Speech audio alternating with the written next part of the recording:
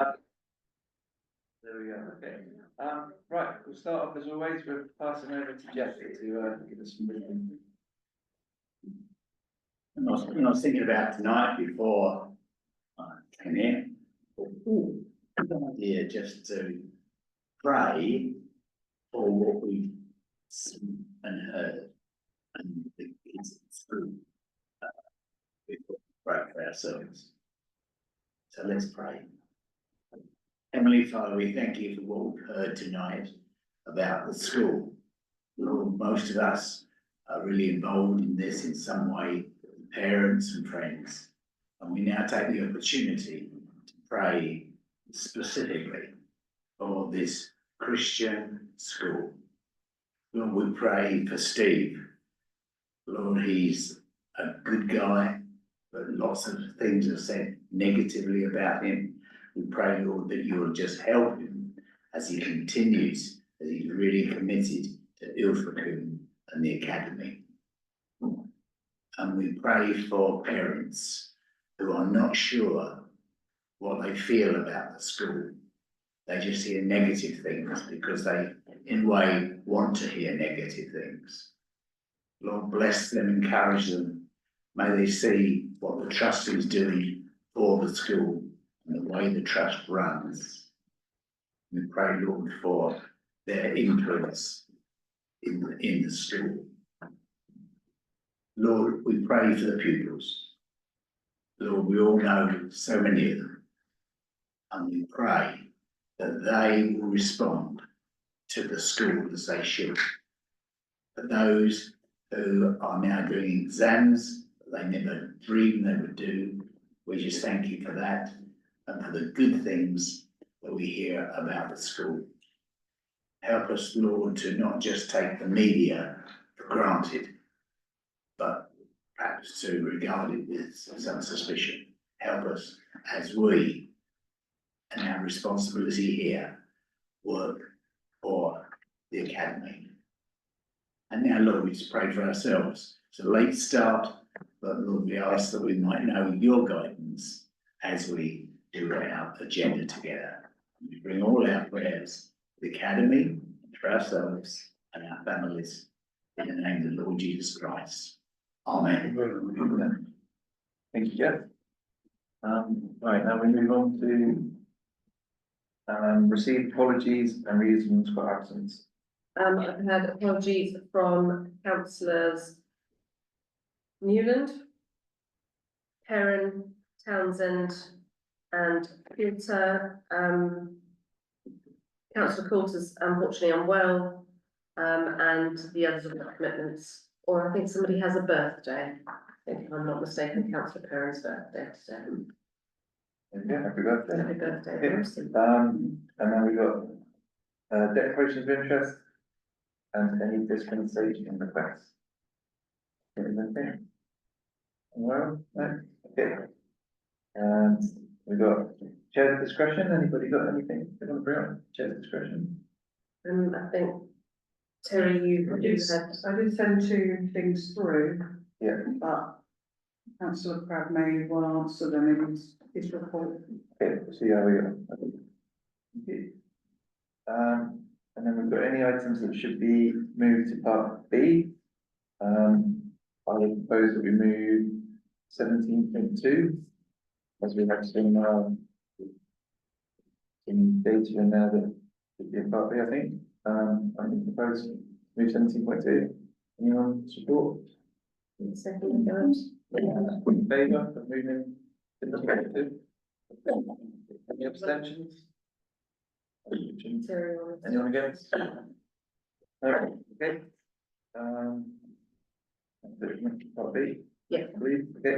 Now we're going on for public participation. You can see you've got around it. How you doing? Would you like to say something? Yeah, How you doing, all right?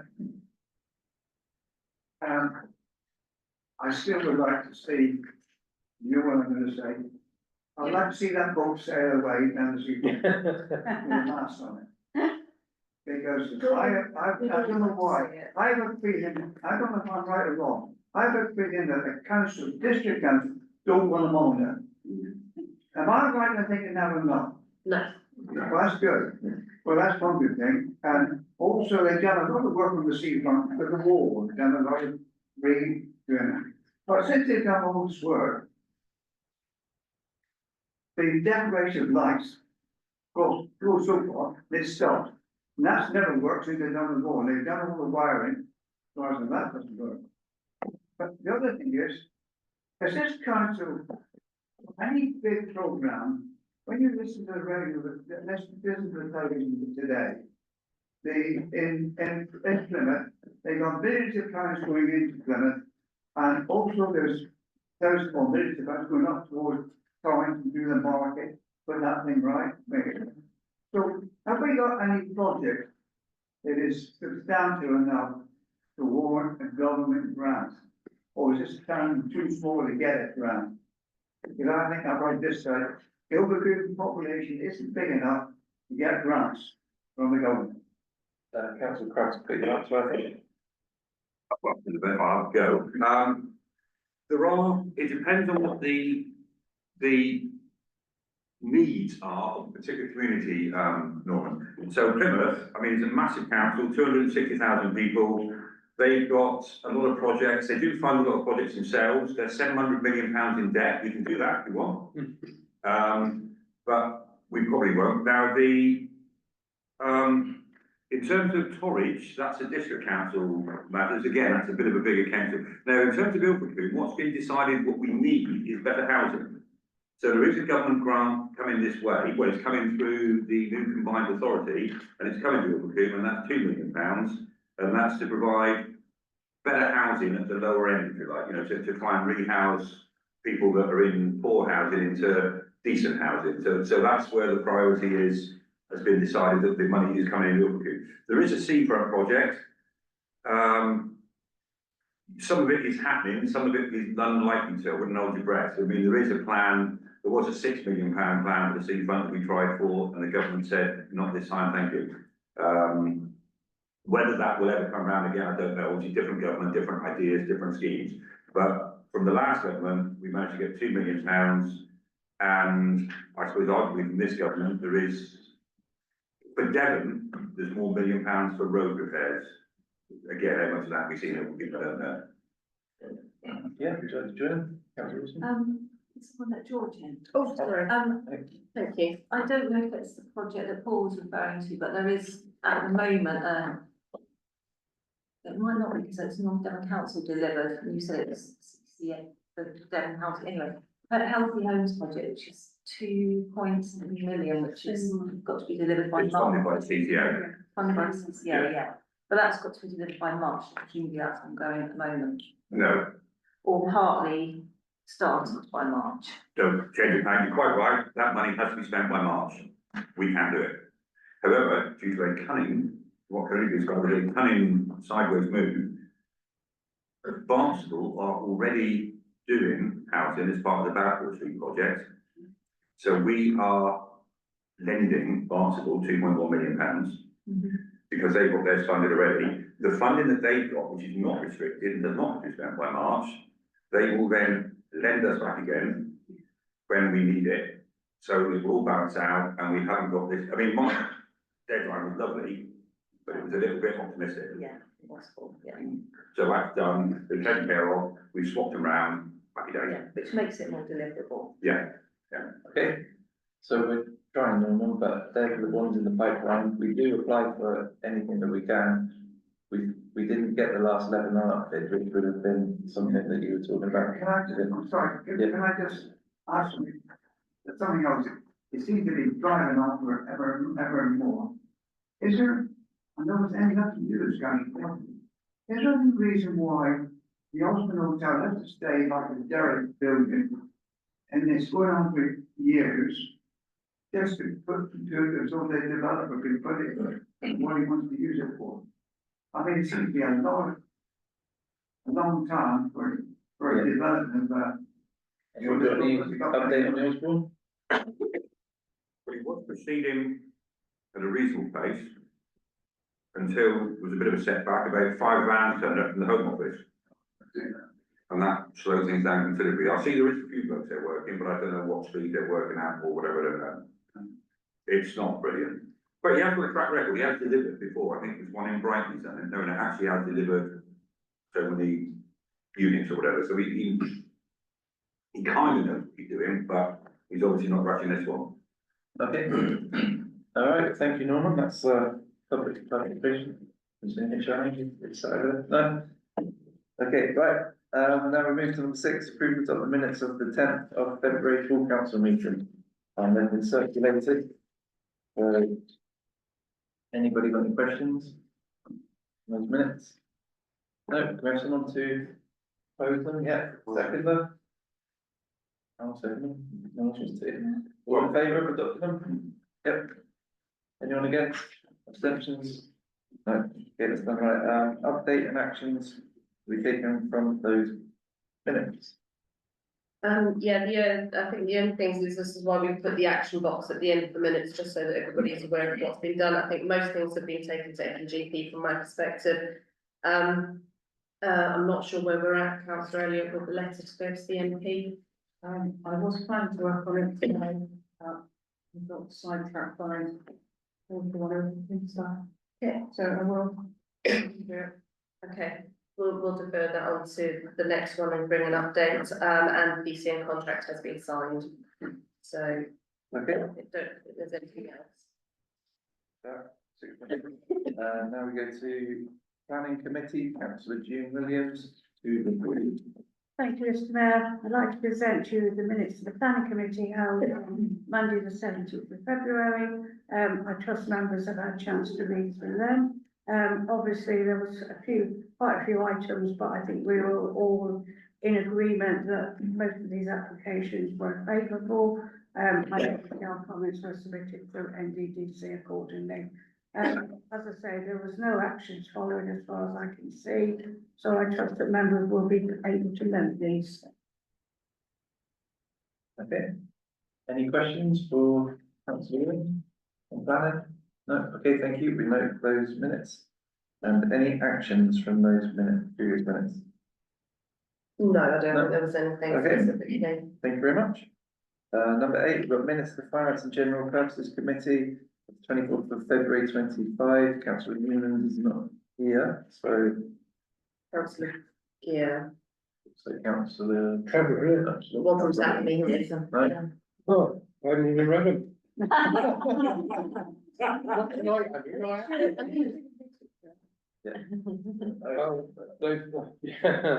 the minutes have been submitted. Is there any points? I'm just rushing through here to see. I think everything is all right. Most of the things that came up in the minutes, there is one update on there, but that has been pushed through as an agenda item, which is in connection with public conveniences. Okay, But other than that, they're there to note unless anyone has any questions. any questions on the FNGP to be given to Bert? You give the answer. No, okay, thank you. There we go, we're good. Right, number 9, minutes of the staffing committee meeting on the 17th of February, councillor Foley. The minutes have been circulated, there's no specific proposals or recommendations, but there's a sort of a line recommendation. Under section 9, we did discuss in length, the relationship between the town council and One Ilfracombe Street presented his report, which has now been circulated to everybody, and hopefully you will have a good read of that, because it was an excellent report. On that iteration, I asked for some clarification on a few points which Steve has added, and that's in the circulated version, so. We'll possibly get a recommendation in Steve's report onto his section, so I'll leave that there. The second point I just want to highlight is that we did start to review our terms of reference. We didn't get to finish it, but we made a positive start anyway. There was a recommendation from Gareth about subcommittees, and they recommended that the number of members on the staffing committee be reduced because it was felt that 7 was too large, 5 would be more normal. That's what we've done. In terms of reference, but we haven't finished them yet, so they'll be coming later on. And that's it, any questions? Yeah. Councillor Innes? Is the reduction of numbers on staffing something that should come to the full council? It will come to full council as part of the terms of reference. Just so everyone is aware, that the terms of reference I have taken to every single subcommittee group. So planning is reviewing their terms of reference, finance and general purposes of reviewing the terms of reference. Only because we do to, as we do every year, for new councillors, every year, at first meeting of the council, you adopt all the terms of reference together with standing orders. So it's something that if there's any changes that the subcommittees feel that they want to make, they're working on it now with the view that they can then be adopted in May on, I think it's May the 13th, if I'm not mistaken, is the meeting of the council, annual meeting of the council. So until that's agreed, is it 2 members going on? Is it 2 members to be No, elected onto staffing? no, one. So there's only one place? There's one place available on each of I've been through all the numbers and because some of them are ex officio positions, so some of them are positions that are held by the mayor or and the deputy mayor, according to the terms of reference in each group. So at the moment, as per my report, there's one space on each of those committees currently. Could I just ask one supplementary question? Could I ask the chair of staffing to explain about Part B, which she mentions in the end, how that will change, in case anybody wants to be up to date?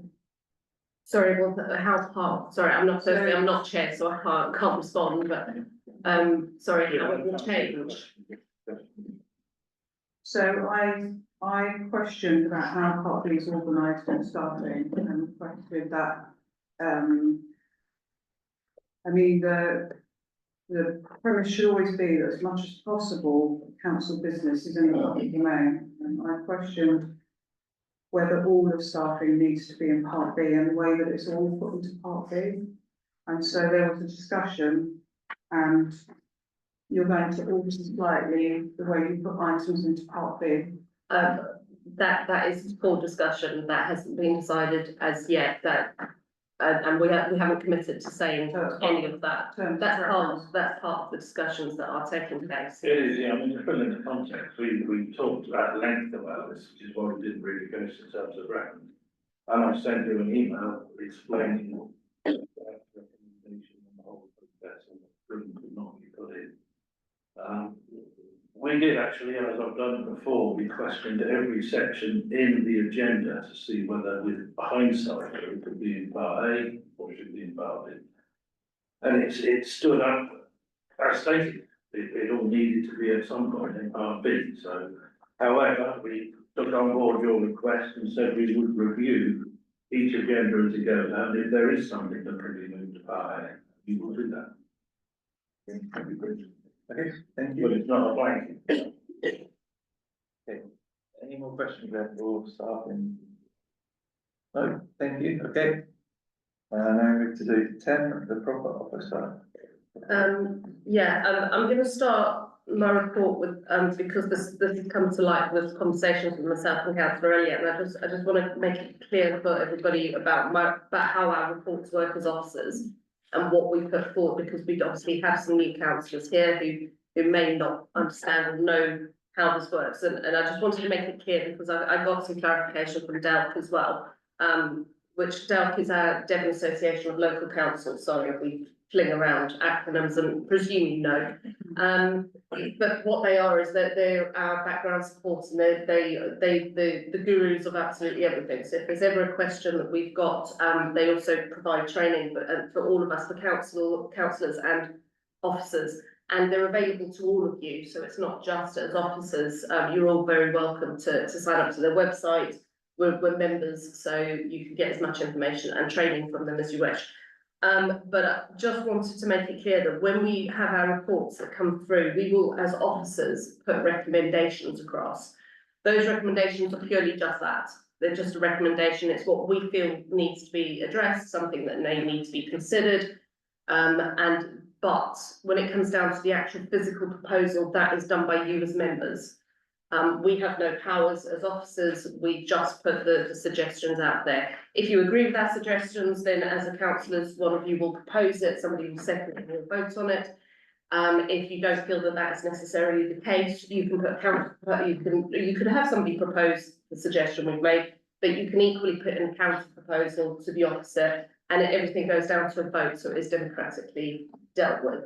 So I just wanted to make that clear, because obviously, I was just conscious that when we were talking about it, that some, you know, for instance, John's had been on council before. Luckily, other John has got North Devon District Council, but Neil, you may not know. It's just one of that's the formality and how it works. So, us as officers, we're not dictating anything. I mean, obviously, we'd love it if you agreed to absolutely everything that we suggest, but that wouldn't be democracy, would it? So my report is, hopefully you've obviously read it. There's a few key bits and pieces in there.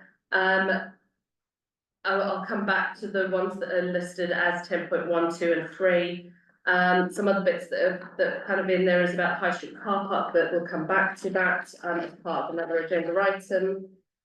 We'll discuss public conveniences, that's another agenda item. Just to let you know, the car park charges, that's all gone through. So from the 1st of April, the Rotary Road car park charges will have increased. The boards have been ordered, they're ready to go, hopefully from the 1st of April, and all the providers have been made aware. Just to highlight, resilience is a topic for the next North Devon Council Parish Forum, which is on the 13th of March, which is this week. Let's remember to watch the diary at 6:30 at Brinsworthy. So I know that I think Councillor Coates has wanted to go, but if anybody else wants to go, you're very welcome to. Just please do let me know so I can let them know. Will that be available online, Laura? No, I don't think it is available Or could we online. get a It's copy afterwards? We can If get they video We it. can get slides, but no, it's not videoed, it's not online, it's a face-to-face meeting. They are worth going to, when they do come up, they are definitely worth going to, and you are all very welcome to come to them. I tend to go to them because I think I get invaluable information out of officers from North Devon Council. But it's not closed, so please, when they do come through and I send them through, you're all very welcome to attend. Just to let you know that obviously the Mayor's Civic Service, you all outside of Paul, I've got your invite here, you've all now received it and they've all gone out to everybody else, so please do let us know if you can come up or if you can attend. And then the last bit is there's been conversation about the zip line, thank you Dan. So I'm working with a North Devon Council officer on some conversations with regards to the possibility of reinvigorating that topic of conversation, but nothing to be concerned about, nothing being approved or agreed, it's just merely investigation at this point. Going back to my items, so sorry if you're right, Chair, I'll just keep going, Tim, just keep talking. Right, 10.1 I did in my report with regards to the subcommittees. I always said I would bring it into the March meeting, that obviously now that we have 3 new councillors, I appreciate that John hasn't really had much time to bed in, so probably doesn't understand what some of the subcommittees are and how they work, because he obviously hasn't had a chance to attend any. But there are spaces available on that, so my recommendation, should you agree as council members, is to consider and to vote on those 1 space per committee. Yes, Good sorry. question. What's the point in putting an extra member on if we're going to reduce it to 5? Well, that's, I'm sure the conversation that will happen. At the moment, as your standing orders sit, you've got 1 per committee, so. You're absolutely right, we've got spaces, but we've kind of got 1 meeting for all changes. So I think one of the proposals is to review the terms and everything fire and wait until the next month and then rejig everything. But have we got any? Well, I was just going to propose that we wait until the next full council.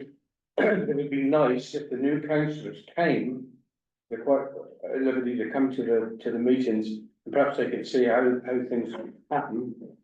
And then they might decide, oh yes, I'd like to go on, I'd like to go on to GMP or whatever, so. He always says it the wrong way around, isn't I'm always saying it the wrong way around. And GP, yeah, that's right. I've been waiting 3 months for an opportunity to be on staffing. We've been put back and put back, so I don't think we should wait any longer. Without members for about probably 5 months. And sometimes you're not full in staffing. So I would like to decide membership tonight.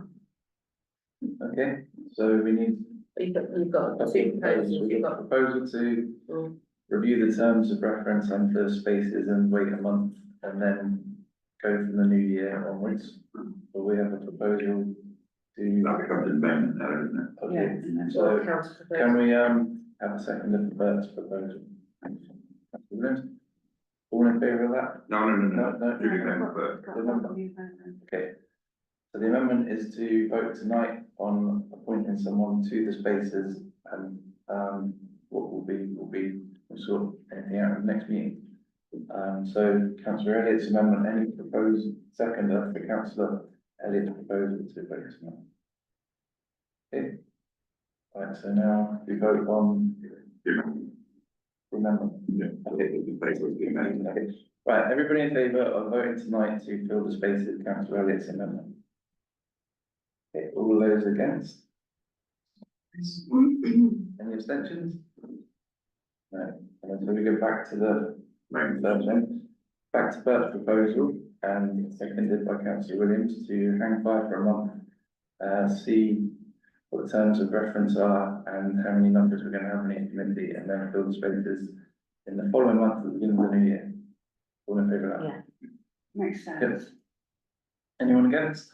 Abstentions? Okay, yeah, we've got an answer there? Yeah. All right, thank you. Yep. And I just ask, have the new councillors been able to attend any of the other meetings? I haven't attended my first meeting ever. It's your first. Yeah, okay. Yeah, so just to give you an update, we have, this is the full council meeting, which we have every month. Yeah. Okay, you might know these answers, but we also have 3 other committees. Yeah, I read all the minutes. Yeah. Actually, staff one was the one I was interested in joining, I think, which is. Yeah, okay, so- seems to be- So when the new council year comes up in April, May, that's when we will. Everybody down. steps down. Yeah. Yeah. So When we're it starts from scratch, then. Yeah, so the committee will be disbanded and start again in May, so what we're saying, or voted on was to wait until May and then. Sorry, I just wanted to put it out there that, you are all welcome. It's not just because you're on a subcommittee that you come to a subcommittee, you're all invited to every single meeting. The only part is with regards to when it does come to part B, if you are there and you are not a member of that committee, it is at the discretion of the chair whether or not you are allowed to stay at that meeting. It's very rare that you will be kicked out of the meeting, but that is the protocol and how that works. But everybody is welcome, so that's not just to new council members, that's to everybody, every member, yeah. Councillor Elliott? Is there a protocol about fair distribution of spaces on committee meetings? Because I feel I've been ostracised out of joining staff. It's highly unlikely it will ever be voted on unless there's fair distribution. We don't get a chance to be on one committee at least. I can investigate what that would look like, or if that's an option, but I don't know the answer. Okay, right, so we go to 10.2. We've got our grants working group, which we put together every year to consider grant applications to the council. We're looking for volunteers to be on the grants working group. They go through the grants and review them and then put together recommendations that then come to full council on who we should distribute our grant money to. So any volunteers for grant group? Perhaps councillor Elliott would like to stand. I wouldn't, thank you. No, okay. It's, Yeah, it's Greg standing down. I don't know, Craig's usually involved, isn't he? But I don't know how we go about, I mean, it's a working group, so. It's working groups, so basically working groups are a lot more informal, so I'm going to be probably teaching some of you to grammar stuff, so to speak, but it's just so that other councillors, new councillors understand. When it's a working group, it's a lot more of a relaxed, it's not constrained by terms of reference and things. So it can be held anywhere, it can be in an office, it could be down the pub, it could be wherever it is. I mean, obviously, we tend not to do it down the pub, we tend to have it in the office. But that is how it generally works. So with regards to working group, I think with regards to councillor Schofield, I think I could probably approach him because it is the one working group he tends to be on every single year, and does like to be involved. So I will ask the question in his absence, but at the moment we've got councillor Basil and councillor Huggins who volunteered. Yeah, I usually stay out there because it's a family party, but, if you need numbers. Well, I think if members are happy that we'll circulate via email if we are in a position where 3 is ideal, so you don't have a standoff. So, Okay, do that. Okay, we've got 3 there, okay, now we've got, a new devolution subcommittee that we're looking to put together. We are, I guess we can put it, isn't it? Yeah, so with regards to devolution or local government reorganisation, so it is more local government reorganisation at the moment. So does everybody understand the concept of the unitary councils and what's happening at the moment with regards to everything? So yes, yeah, nodding heads all the way around, thank you, good, okay. So I don't need to explain all of that. But what we need to do is I've been going to an awful lot of meetings, you know, set up by things like SLCC, which is the Society of Local Council Clerks. Doubt's very much involved in that. We're in discussions with all the other councils in Devon and council clerks and things. So I think from the perspective of getting ahead of the game and getting our ducks in a row and being proactive, I think we need to get a working group, whatever you want to call it. It could be a devolution working group, a local government reorganisation working group, or subcommittee. I think it needs to be more of a subcommittee than a working group. I think it has to have a terms of reference. I think there have to be possibly delegated powers from full council to that group. But I think we need to get ahead of the game. I think we need to know, get an understanding of what assets and services are likely to be coming our way in the next few years. I think we need to be considerate of the staffing implication that is going to have on us as a council, and just start that process moving. Things that we'll need to consider, I've noted a couple of things that, you know, we need to consider things like prioritisation of what assets and services we're willing to take on and those that we're not. We need to look at the build of our staffing capacity. We need to look at 2P, because there's going to be a huge knock-on effect as if we have to take on any staff that other councils are possibly wanting us to do in relation to those things. And also we'd also, you know, there's other things that we can discuss, like new cost neutral asset transfers, which I don't think there are any. I think they'll cost us money either way. Okay, so shall But we? that's what we're Anybody trying who would like to be to. involved? I think I'm going to be involved in that. Thanks. Anybody? Yeah. Happy with that? Yeah. Yeah, and we have Right. changes in mind, then that's no. Um, Yeah. Through the chair, it's almost a strategy thing. I mean, I think I know the more people get involved, the more difficult it becomes, but I should think a lot of councillors should be more involved in this. I'm sure it's a. More like a strategy group. Yeah. Like I say, I think perhaps Bertie ultimately will. I think to get things out of the block and running, I think it's possibly lean and mean might not be a bad way to go. And what I will also say, which I think Laura didn't quite remember saying, is there are 43 market towns in Devon. If we were to get our ducks in a row and be the most organised one of that, although there is a risk if you just sit back and do nothing, that you will end up being a subsidiary of Barnstable, which you know, we complain about that all the time. So there's a chance to make sure it doesn't happen. So, yeah, I take the point, you're quite right, yeah, I mean, it could be like a big training meeting, but I think for the time being, let's at least get it running. I mean, all we're trying to do at the moment is see a direction we're gonna go in, and then, you know, report back, and then perhaps expand into a more wider, we'll get more feedback, basically, isn't it? But I think we should talk to all these other 43 towns as soon as possible. Just a question for Laura, out of curiosity, has there been any steer about what's happening with parish councils and anything that they might get out of this? Because so far the white paper and any government stuff has been incredibly vague about it. No, that's true. No, there's no, I mean, I don't speak to a lot of the parishes, I'll be honest, we tend to, because we're considered as a large council, we tend to have meetings and conversations with large councils, so we are talking, so that is the places like, Tavistock, Teignmouth, Newton Abbot, Barnstaple, so South Morton's part of that, I think, as well, so, but no, to be fair, the meetings that we're having, we're all concerned about the same things, we're all asking the same questions, and we're asking Dalk as our representative. But nobody really knows what's going to happen outside of looking at other counties that have gone through the same process and knowing what they've gone through and looking at the you know, the reports and things that you're getting on those and knowing that realistically the same is going to happen to us. So that's why we just need to, that's why I'm trying to be a bit proactive. We're trying to get a meeting with North Devon District Council Chief Executive already, just to try and start those conversations going. So that's between myself and Barnstaple.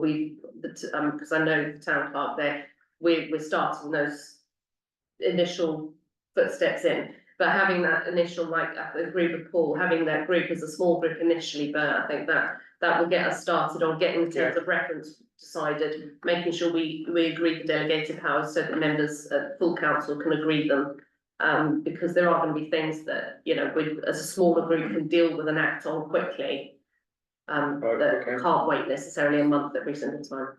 Okay, you say there's been a lack of information, but Fallon has been one thing crystal clear, on, hasn't it? There's no money in this whatsoever. You've got to fund it all yourself. Actually, there is no money in this. And everything that we will get is very likely a liability to them, not an asset to them. It's not a profitable thing that we will get. Okay, well, thank you very much for your report. I think that covers the green part. We move on to the responsible finance officer. So you should have received my report.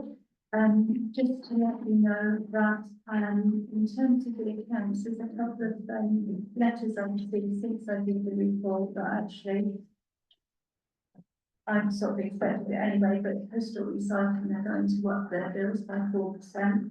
If we happen to get rid of, any, asbestos, it's even more than that, so, but their bills are going up from the 1st of April, but on the opposite side, the area direct who do my searches for the best prices for our telephone have actually come back and we've got a saving of £20 in the future.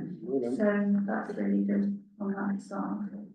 In terms of the accounts, I don't know if anybody wants to ask me any questions at all, particularly on the ones. What's the serious thing, 12,000? That's the next item. Okay. Yeah. Sorry, that's actually an approval, but it's the accounts themselves. There's nothing on that. Then I will move on to the accounts for payment, which is item 11.2. So you've got the ones in my report, and there's the addendum which came out, which are the ones that can be writing the report on Wednesday. So, and you wanted to know about What's the security? School? the on the insurance, the 12 that's our insurance. What's the insurance for? It's for the whole of our buildings, all of our assets. Public liability, public employee liability. Yeah, so it's everything. Is that a good deal? Yes, it's literally the same as last year, which surprised us because we've had toilets and we've had some claims. So we were actually surprised it was what it was. So we're not looking a gift horse in the mouth this month. Take it as it stands. Yeah, any other questions on it, the ones on the addendum or on the main ones at all? So, can I ask you to? Okay, can we vote to approve the payments? So Caroline's anyone second them? All in favour of paying our bills? Thank you. The next item, actually, I'm going to hand over to Laura, so it's to agree the budget for the space meters. Well, actually, I'm going to defer that, I'll be honest with you, Carol, if that's a bit. Because I know that we circulated the information, but I haven't actually had a chance to do much more than circulate the information. Okay, that's lovely. And then finally is to agree the proposal, which came out of the working party for the transfer of monies into the specified reserves. The majority of this amount is actually for, is what will be left from the budget that was, already agreed for the toilets. So this is an amount that will go in to carry on into next year to spend on the toilets that we've not yet got the, contracts etc. for. So it's the remainder of that budget. So that, I did say it would be verbal, but I managed to get it Friday. So I don't know if any of you have actually had a chance to have a look at that and whether, the, working group can put forward that proposal. Okay. Are you happy for us to do that? No, we don't need it. Okay, so, I can't find the figures in front of me on this. Sorry, well, you're right, what we called it. Okay, so the proposal is to move £35,579.32 into the CCLA special reserves account, to bring the reserves for the amounts agreed throughout the year to balance up to £270,359.42. So yeah, like you said, it's the leftover money from the toilet budget, basically transferring it across, which we looked at in the reserves working group. That's the actual figure, so I'm happy to propose we do that. And we get all in favour of doing that? Thank you. Anyone against? Extensions? No, thank you. Just to say to you all, as part of that working group, we have agreed as well to have for next year a portfolio strategy so that you can see exactly what's happening with the reserves. Okay, actually done. Yeah, that's it. Well done. Okay, Steve, over to you, mate. Yeah, so the programme manager's report, one of the main things I just want to mention is that I've now got an agreement in place from North Devon Council, Devon County Council and the NHS to all pledge £5,000 each.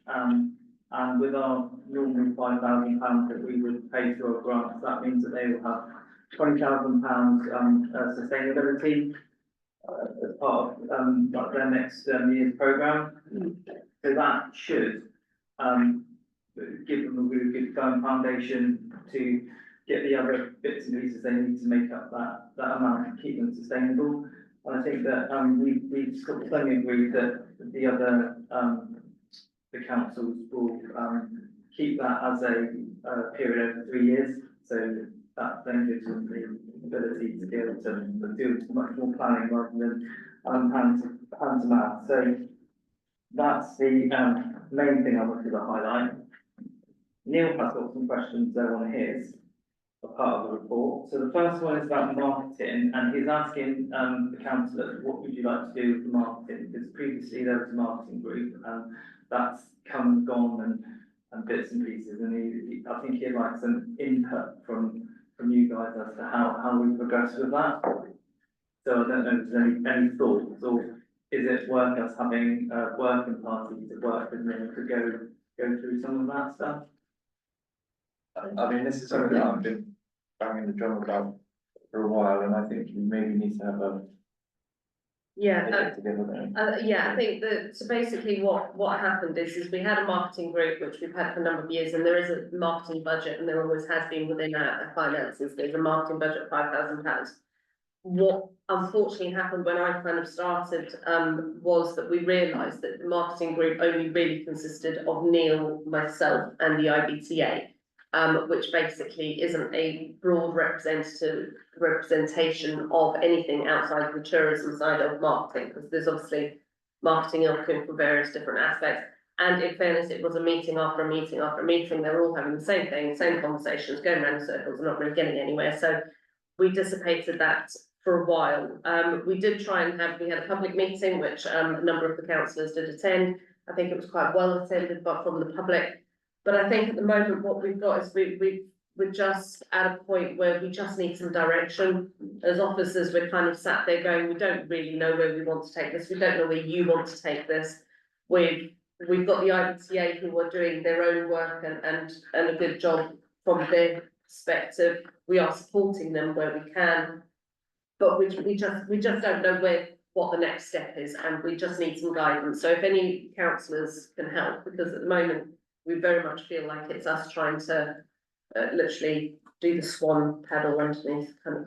Well, with no I'm certainly idea. happy to help, but I don't know how you want to do this, if you want to meet, or if you want to subcommittee or what. I just, we don't know, this is the problem that we're at, we kind of want to try and push this forward, Any but others? But We seem to have had meeting after meeting after meeting, and we've got nowhere. I mean, maybe it's best just to let the dust settle a little bit and see what comes up in the next 12 months or so.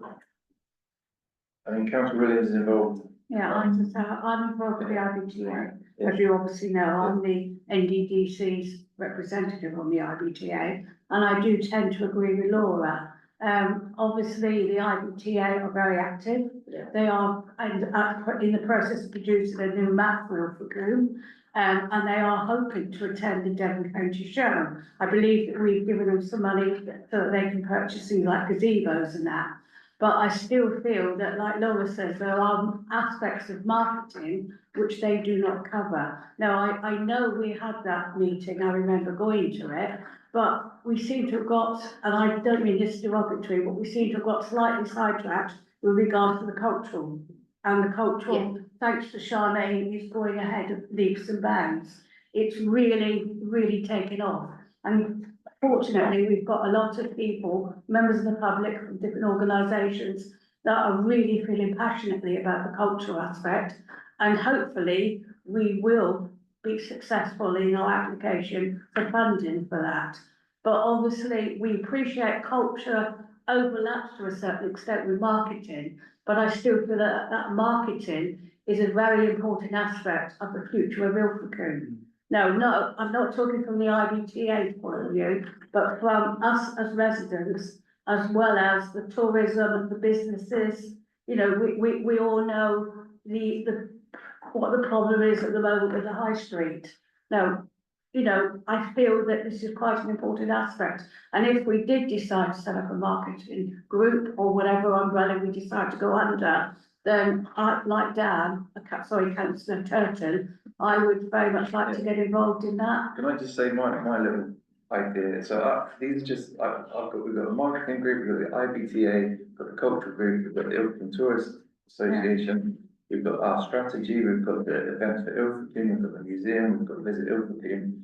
What I think we should do is at least know what's going on and talk to these people and make sure that we've got the same branding and the same ideas, so that even if we say, right, okay, IBTA, you crack on and do a video and you do a poster and you, I think we should at least sit at the table and oversee what everybody's doing, so we're all singing from the same hymn sheet. That's what I would like to see, how we arrange that. Because what will happen is they'll all go off and do their own thing. You'll have some leaflets in one shop and you'll have a different colour video in another shop, and you'll have somebody, whereas what we could group all together, we could do one massive video or something. But I just think that as a council, somehow, whether it was 2 meetings a year or something, I just think we should at least have a bit like we did when the carnival got up and running again. We didn't actually do the carnival, but we certainly facilitated to make sure that it happened, and we coordinated, yeah. So I think we should be coordinating it, but not making our staff go out and do it, if that makes sense. But I think we need to pull that coordination together, so that we We've got our nucleus to start that off with. yeah, that's what I would like to propose, but. well, I'm very happy to help with the organisation and the administration of it. What I don't want to fall foul of is ending up with our staff having to do all of the background work. And it would be very much more beneficial if we could have somebody, and it doesn't always have to end up being a council member, but it's got to start here. We want it to happen. It's got to start here. But we could ideally have a member of this council who will lead it, so that it's not left to officers. You know, our workloads do grow, and chair committees is an awfully big ask when we're not actually the decision makers, so to speak. I'm happy to chair some group on marketing and pull those people in and sit around the table and see what's going on. But like I say, I think we can be you guys to, as a staff, to go off and make videos and things, but I think we should at least know what the requirements. Do you know? That's a bit of a looking forward to. I think that's not. Yeah, exactly, well, yeah, I know we can make a video of this, so Okay. it would be fun, we'll come back to the videos, but All there'll right, be plenty there, but yeah, I mean, just, I've seen on the internet the last month or so, some great stuff from, Visit Ilfracombe and been putting out, which is brilliant, but it'd be nice to know what's going on, do you know what I mean, rather than everybody doing their own random thing, so. Okay. So yeah, I'm happy to share it, but, do we invite all these people to a meeting, I and so guess? we'll take it back to Neil and we'll liaise with you Yeah. and. That Okay. sounds a bit So if any junior. other councillors want to join in, Yes, please do feel free more to than welcome, jump happy in. to put together and block and share it, so. I'll join in that, wild idea, but probably don't want to hear it. I've seen your videos before, mate, you're gonna be Rob singing and. This one. Okay. Okay, Thank you. sounds good, yeah, we'll do So something then. the next thing that Neil addressed is Neil has been chairing the town team and wants to know if there is somebody that would like to take over for him in terms of make it more authoritative with the councillor, maybe. I think they meet in the day, so I don't know whether it suits people normally on Wednesday mornings, but Neil's not precious about doing that. Yeah. We, so, might be all right. You know me, I always take over and start talking. We raised this at FMGP, it doesn't have to be a councillor, again, this is a group, it's a bit like the Living Well group, so it's the town team is a group of people who come together, who are, the police attend, we get North Devon Council representatives attend. I think we have a number of councillors, Councillor Elliott, Councillor Gibb tend to come along, but it's all to do with the aesthetics of the town. Predominantly and trying to get things done. It's very much a working group, we're getting, literally doing things. But again, we're back on that cycle where officers have been kind of left to run it and chair it, as well as doing the background administrative side, and we need to just funnel away from that so that we can support with admin, obviously. But I think the pressure is being felt by officers at the moment to take on those roles, which. It would be useful to have a brief of what being chair involves. I mean, are you drawing up the agenda or are you?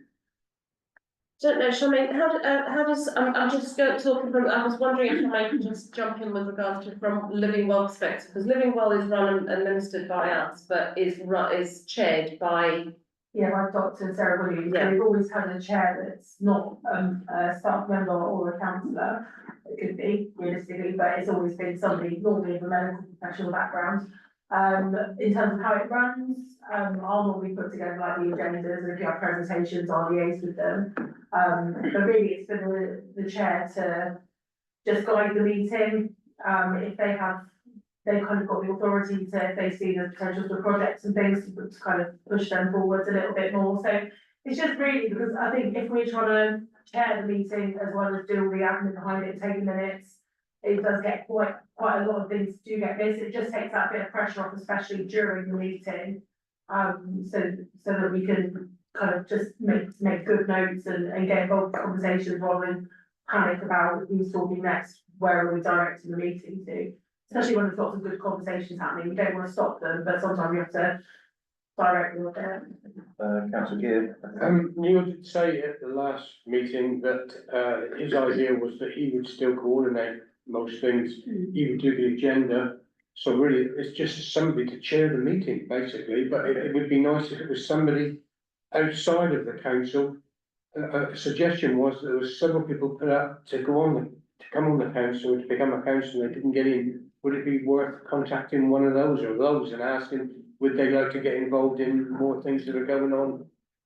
With a view of, if another vacancy came up, they could jump in. Okay, Councillor Crabb, done the next.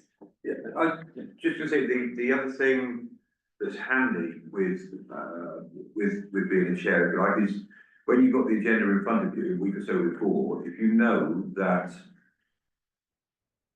North Devon Elms is going to go mad about something, you ring up North Devon Elms, have a little chat, you sort it out, you try and there's a certain amount of grease that you can apply to the wheels of motion to try and get things sensible. I mean, that's what a good chair should also be able to do. Yes, you can. Should have told me that 3 years ago.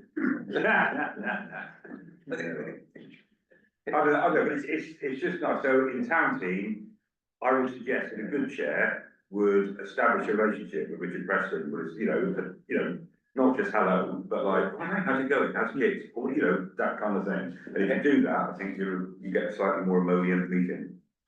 Okay, do you want to say something, Kendra?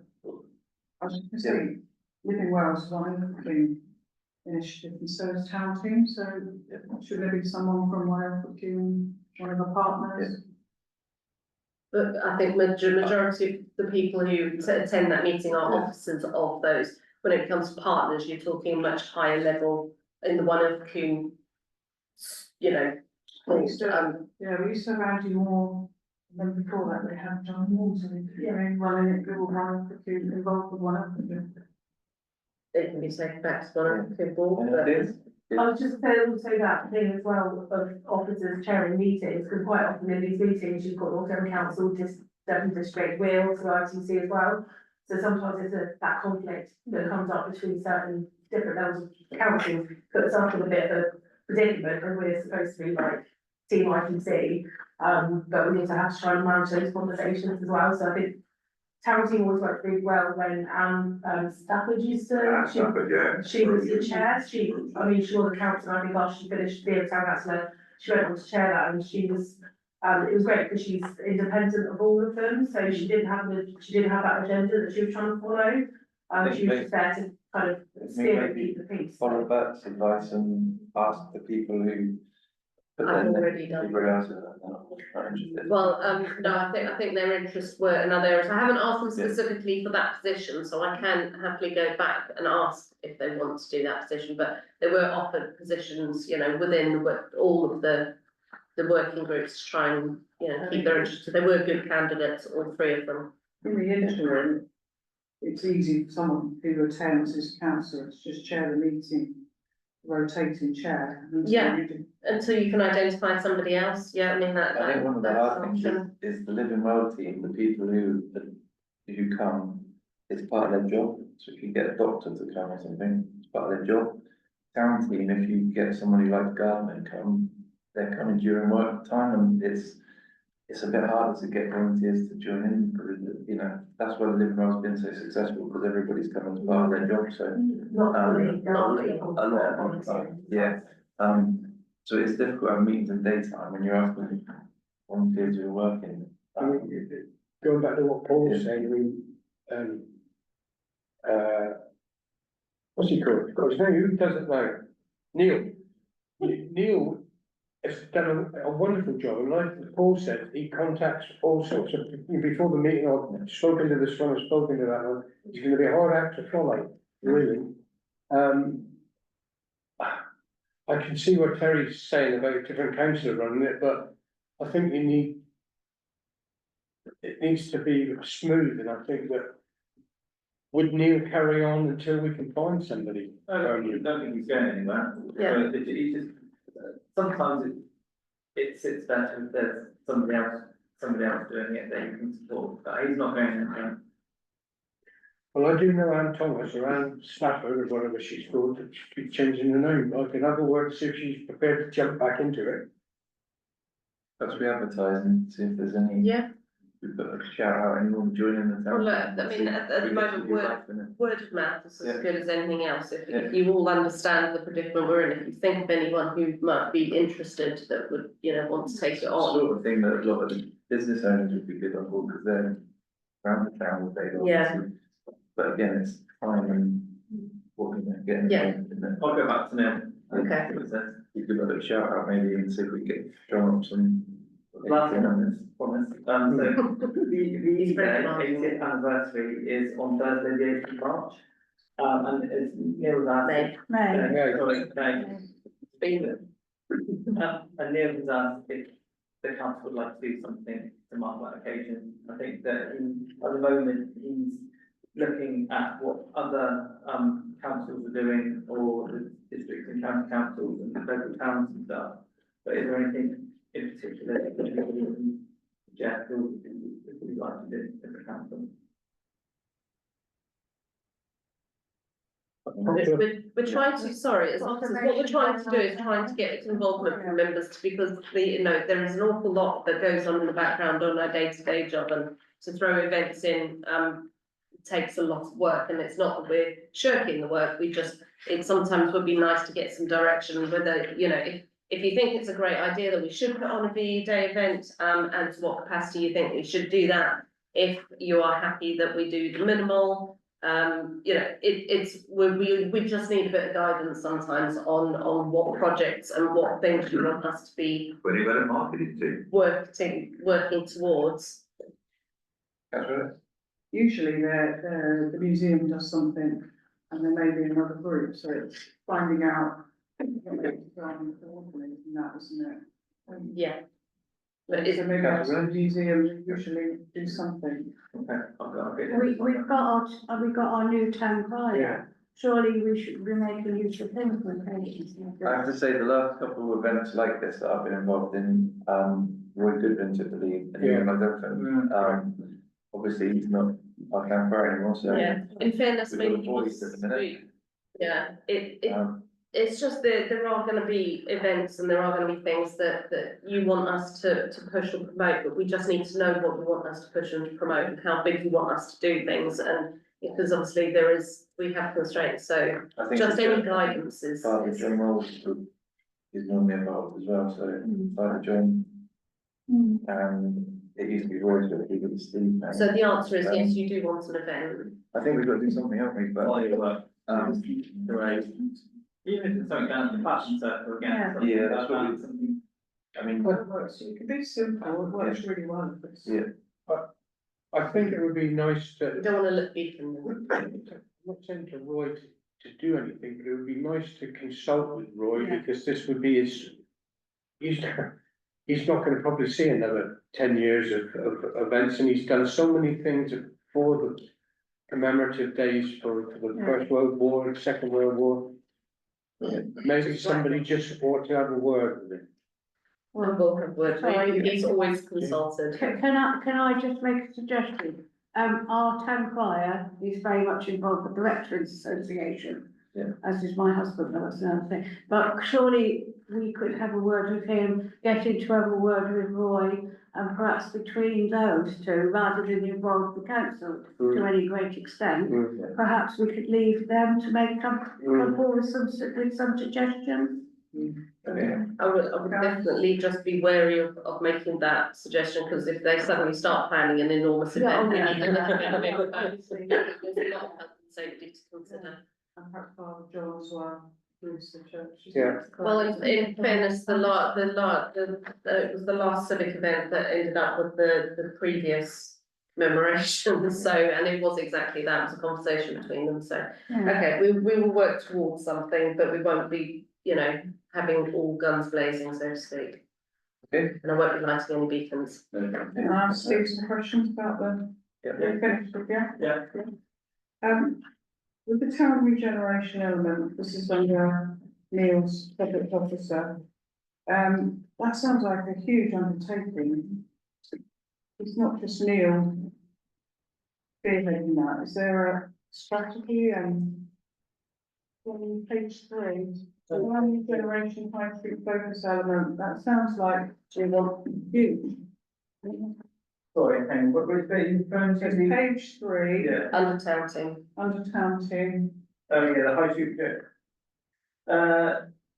I think that's to do with the fact that he's got reported coming in, and there's lots of information coming in, and there's lots of problems with the high street, and I think that he wants to try and find a coordinated approach to dealing with some of this, some of this, so. It's not setting up the regeneration. No, I think that we've had, over the years, since I've been here, we've had numerous attempts to get a high street, trading street off the ground, and it's always ended rebounding. Lots of falling out and no coordination. And I think Neil's very aware of the fact that we've got problems in our high street, and none of it seems to be quick fixes, but all this information coming in, and we have to do something, and I think that that's what he's trying to get to, is to break down some of the bigger things, smaller chunks, to get some quick wins, but also to have some sort of plan with North Devon Council and Devon County Council to do something in the high street, to try and bring it up to scratch, whatever that might be. And I think that we've been toying with this for a long time, and I think that he's trying to sort of put an idea together again to bring back to other partners to say, you know, this is something we want to follow up and put some kind of effort into. Okay, thank you. The next one was, Oh, Terry, before I move on, sorry, can I just add on to what Steve was saying? With regards to the reported thing, something that, while Steve just mentioned that Neil has, highlighted is that there is an awful lot, we are encouraging obviously all of you to report it, and thank you very much, you are reporting it. But could you stop reporting it directly to him maybe, and could you send it through the ITC email address rather? Because that is what is taking up a lot of his time. But there is some conversations with the regen side of things, but yeah, that is the main thing with the reported side, if he's asked me to mention to you all. What's the email that you want us to go? Oh, just ITC at North the Devon, general. yeah, the general ITC one, because you've got 4 people manning that rather than 1, so it means that the customer services advisors can help you report whatever it is you need them to do. Okay. the second one was sorry. Yeah, I just, coming back on, you've also got to remember that IRB are. Yeah. Working on this again with Kieran and one thing or other.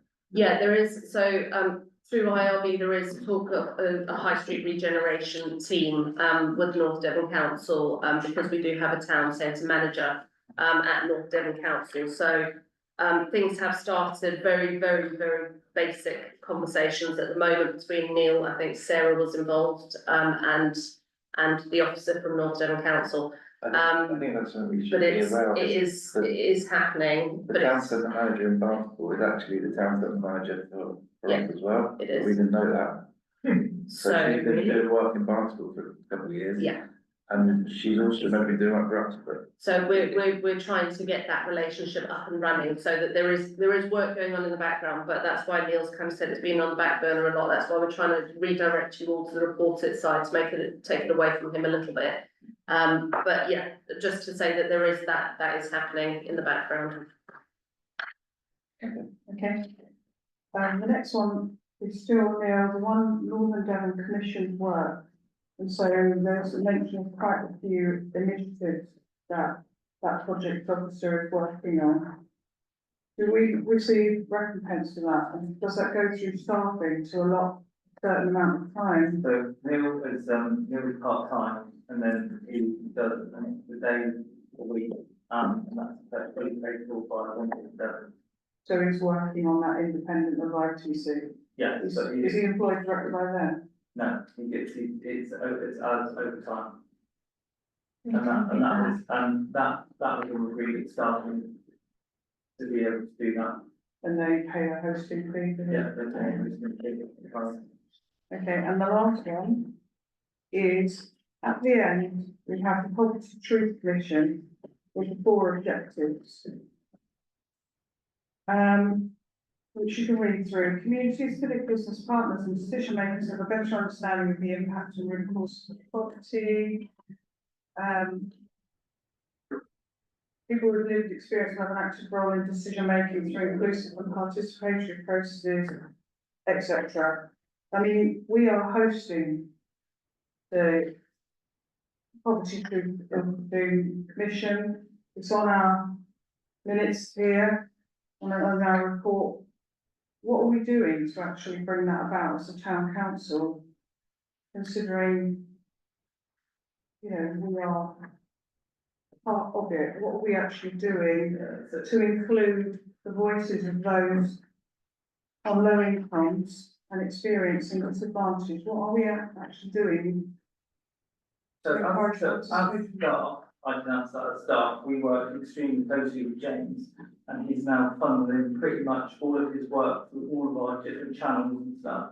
So all of our contacts, all of the relationships we build, and I think that's one of the key things. It's about personal relationships and the relationships that we have with agencies. James is using all of our contacts, all of our project work, and is funneling all of his work through there. We provide hosting space for him and for Mary, who obviously works alongside him. I think that although it is James' project, we're very much helping him and part of that. So- But I meant more in terms of where are the voices? You know, it's about including people on low incomes and experiencing poverty as being part of the decision-making process. What are we doing to bring people in? I mean, we talked, That's didn't who, we, Steve, that's about, who the commission as well. about It's like 10 of them, toilets. aren't they? Well, I think that's, I think that we probably would need to ask James to give us a steer on what he would need necessarily from us, because we talk to James all the time, he sits in the office, but all the time we're coming up with things that actually this fits into this fits into that, so we're very proactive in helping him achieve what he needs to achieve. I'm thinking more about opportunities to include people's voices, so that we. That's what he's doing. Yeah, So, for example, if we're talking about spending on toilets, toilets, we really should be hearing the voice of people who are That's below. who is on the commission, but there's 10 people who look picked. Sorry. That's who is on the commission, that's what it's made up of. There isn't there. So where is it feeding into our decision making? That's what I'm. Sorry, I want to take a step back, because when James presented and we were asked for councillors to represent on the Property Tree Commission, I thought you were on that, so I do. I thought that was the feedback. Steering group, and then the steering group. Then what I'm happy to, I mean, let me ask Charmaine, because she's got her hand up behind you before I make a suggestion. So I sit on the Property Tree Commission as what they call a civic commissioner, so you've got the community commissioner, so those are people with lived experience, and then for us that are working in different organisations and agencies with what's classed as a civic commissioner, so we are several months into the project now, it's still not completed, so it's not quite at the point where it's embedded locally. So at the moment, we're at the point where we've had some really deep and meaningful discussions, got really to know each other as actual people rather than within our job roles, and kind of breaking down all those barriers and all just the way that people think about people in poverty, and just make it a level playing field basically.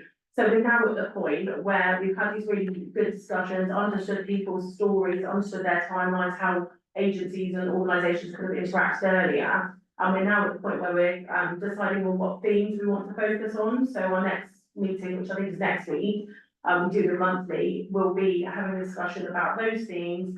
And then at that point, we are going to set up smaller committees. So that again involves the people with lived experience and civic commissioners. And it could be that one of the things they want to focus on is housing. So we'll, at that point, James will then speak to somebody or a variety of people involved in housing and bring them into the conversation. So the organisation, so it might be there's something that's relevant to ITC, or even if it's not relevant, a little relevant technically, but it might be, you know, we'd love to have a councillor involved with this subcommittee, for instance. So it's really still in the developmental stages, but I think as we start getting into these themes and understanding what it is that the community commissioners want to concentrate on, that's the point where we bring the town councillors in with their specialities, and then progress it forward with the aim ultimately that it's embedded into our entire practice. Everything that we do should have that kind of consideration for people and their stories.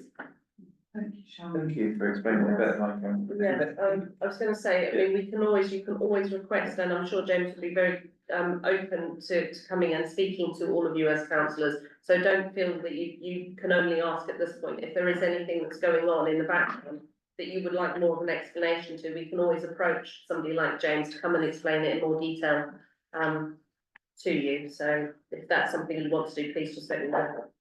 Okay, right, I think that's you done, Steve, thank you very much, you're all well out, well done, good work. I move to point 13, guys, to receive reports and proposals. Oh, the next one? Yeah. Okay, sorry, we've been talking so long, we've covered you, so, okay, you still got one, sorry, you're not gonna. Yeah, sorry about taking a bit of time. Yeah, so, I've had numerous conversations over the past 12 months about clarifying the relationship between how the town council works and One of the King. And the document that I sent out was basically an updated version of what was previously approved back when One of the King was first developed. And there's been a few changes that as time time's gone on, but, essentially, what this document tries to set out is to clarify the relationship and just to clarify the way that the staff work, because you've got staff, that is paid for by the precept that works on one of the King projects. All the one of the King projects are come from the, ICT strategy, so there's nothing that, has come from left field or we've just made up, everything is come from the ICT strategy. And it's been agreed by yourselves, either through staffing or through various different committees. And so we then develop our staff, the projects and activities that fall under that. There's often, as Charmaine probably back me up, there's often lots of blurred lines between what is a one of the project and what a town council project. But, we just manage them as projects, for the good as we can. So some projects will come forward and they're commission projects and they're fully funded by whoever brings them forward. So, for example, it's like the wellbeing team or the community developers and the town council gets a hosted fee for that. Some of them are projects ones we develop. They might come from things like town team, they might just be formed from very good and proactive officers that develop projects where they see opportunities. And I think that is where the majority of the projects in recent years have come from. So particularly where our officers have identified opportunities that we could get other investment that benefit in the town and strategy, and then have won money and we've got grants and stuff in. So it's all very positive. The cost, which is the thing that's come up in terms of what does it cost the town council. I did this document here, which I've sent back and probably should be on the screen. But that document was for last year and details that roughly we had about £153,000 into the town, to one of the schemes. And some of that is has come in. We've also got, we've got 143,000 that's come in. We've also got the PCN contract, which also brings in another additional amount of money. And basically what I've done is I've worked out on the middle bit, the start time and the contribution. So I've written out there that I've got our program manager probably do half on town council stuff, half on the King. Charmaine and Neil probably do about 50% of the time each on that as well. Community engagement officers 10% of the time, and other staff is pretty minimal. And I've added up percentages of the salary and works out roughly around 52,000. So that is an in-kind contribution that we give to the One of the King project, the One of the King project as a whole. And so basically, the sort of the summary that I've come to is, if you said actually that 52,000 we're going to put in a spreadsheet and make it a hard thing, if you put that against the income that we've had from the One of the King project and the PCN income, we basically would have a total of just over 112,000 in money coming into the Ilford King or the town council, One of the King, that we wouldn't have if we didn't have those projects going. So it's not really I don't see any negatives in terms of financial considerations there. Another thing that's come up is why can't One of the King employ their own staff? I think that's very valid, and we've discussed this numerous times before. I think the key thing about it is it would cost One of the King about 5,000 to 7,000 a year in HR fees and other bits and pieces to employ their own staff, which is money that just would go out of Ilford King. The other thing is that town council wouldn't be able to get its hosting fee and ultimately affect your precept quite a lot. So that's another thing. I think that we're sort of governed and staffing group do a good job of making sure that we're managing our workload, managing the time, making sure that everything's on pace. And I think that when other new projects come in, we do a good job of making sure that we can do them and they fall in line with the strategies. I think one of the most important things is if you look at the document, and there's a link to supporting documents, and that shows, I think it's 12 years of all the stuff that one of the team's done, and particularly what the staff has done some incredible work, and the amount of money that we brought into the town, that we wouldn't have been able to get through a town council has been quite phenomenal. And I think, for me, it's not really necessarily about the money, it's the fact, for me, that Ilfracombe has just dealt such a bad hand of cards. We've got horrendous deprivation statistics. We've got people being imported all the time. But we've got something that we've got that can not completely mitigate all this stuff, but it just we can try and keep pushing back on all of those things. And as part of one of the King, we've obviously got the relationships that we've built with staff members, with other agencies and stuff. And I think that's more important than anything, is the relationships that we build. And I think that we're in an extremely fortunate position where we are now looking at things like devolution. There could be other funding pots, and in particular, there's always been to lots of events recently, and most of the town councils were totally envious of one of the King and stuff we're doing. But not only that, they don't have the relationships that we have with other town councils, and they're almost at loggerheads with their district councils. And we just don't have any of that. We have these very good relationships that have been built over time.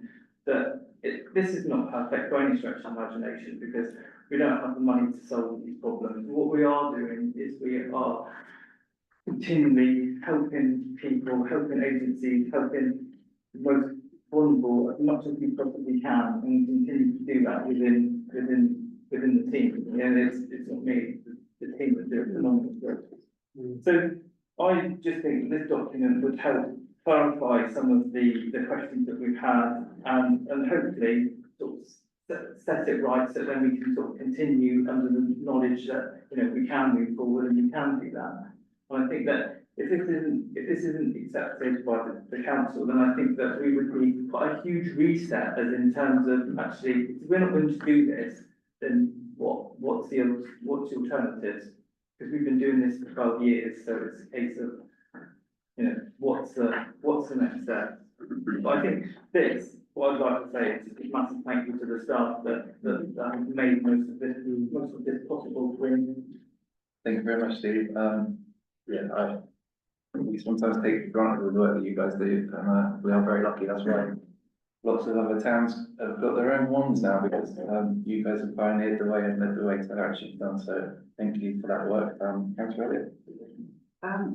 I have loads of questions, so I would like to propose that we agree to the working relationship document, so that those questions I can either meet with Steve or formulate those questions to be sent round, because there's a lot of them.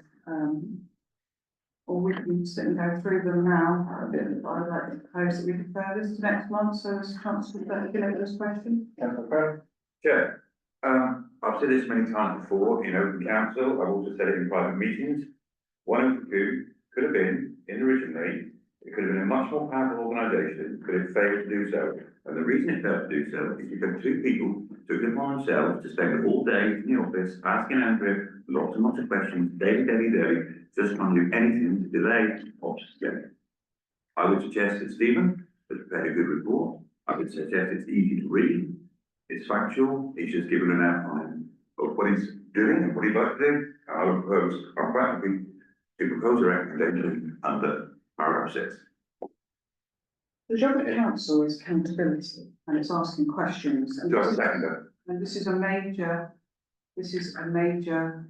piece of work, and we need to exercise scrutiny on behalf of our residents. That's our job to do that. And Okay, I think guys. it's failing if we don't go through it. Right, so we've got two proposals. We've got proposal to accept the report as it is, can use the work. You need a second for that, I think, but a second. Okay, anyone want to second? Okay. And then we have an amendment to defer it and ask some more questions and go from there.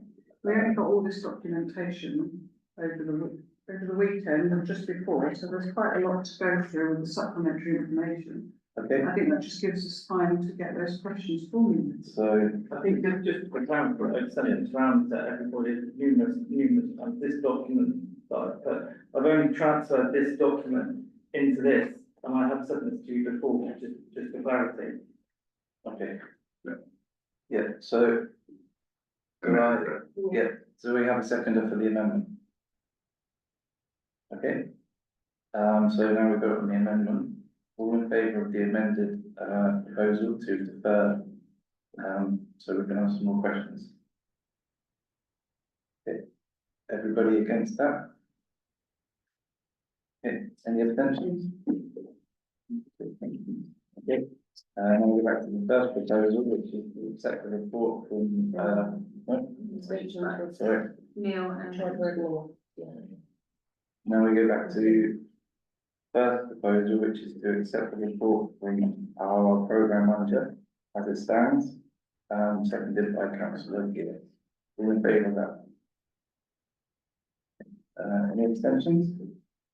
Any against? Be clear, it's as per in paragraph 6. Yeah, I've heard of the paragraph 6, okay? Sorry, so two objections, sorry, Neil, were you abstaining? Abstention?